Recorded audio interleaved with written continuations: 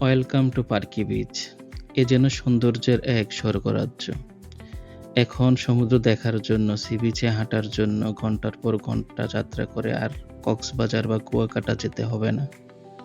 বরঞ্চ ২-৩ ঘন্টা সফর শেষে চট্টগ্রামে দেখা মিলবে দিগন্ত বিস্তৃত সমুদ্র সৈকতের। এটি স্থানীয়ভাবে পার্কির চর নামেও পরিচিত। কর্ণফুলী নদীর মোহনায় অবস্থিত এই সৈকতটি প্রায় ১৫ কিলোমিটার দীর্ঘ এবং ৩৫০ ফুট চওড়া। চট্টগ্রামের আনোয়ারা উপজেলার বুকে কর্ণফুলী নদীর মোহনায় বিস্তৃত পার্কি বিচ যেন প্রকৃতির হাতে আঁকা এক জীবন্ত ছবি। শহরের ব্যস্ততা, ক্লান্তি আর যান্ত্রিক জীবনের বাহিরে এসে এখানে দাঁড়ালে মনে হয় প্রকৃতি এখনো তার সৌন্দর্য ধরে রেখেছে নিঃশব্দে।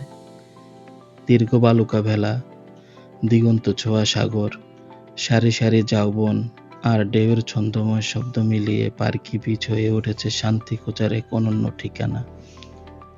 ভোরের কোমল আলো কিংবা বিকেলের লাল সূর্যাস্ত, প্রতিটি মুহূর্ত এখানে অন্যরকম মায়া ছড়িয়ে দেয়। যখন সূর্য ধীরে ধীরে সাগরের বুকে হারিয়ে যায়, তখন আকাশ জুড়ে লাল কমলা রঙে সৃষ্টি হয় এক স্বপ্নময় দৃশ্য। সেই দৃশ্য দেখতে প্রতিদিন দূর দূরান্ত থেকে ছুটে আসেন অসংখ্য মানুষ। কেউ আসে পরিবার নিয়ে, কেউ আসে বন্ধুদের সাথে, আবার কেউ আসে একান্তে কিছু নীরব সময় কাটাতে।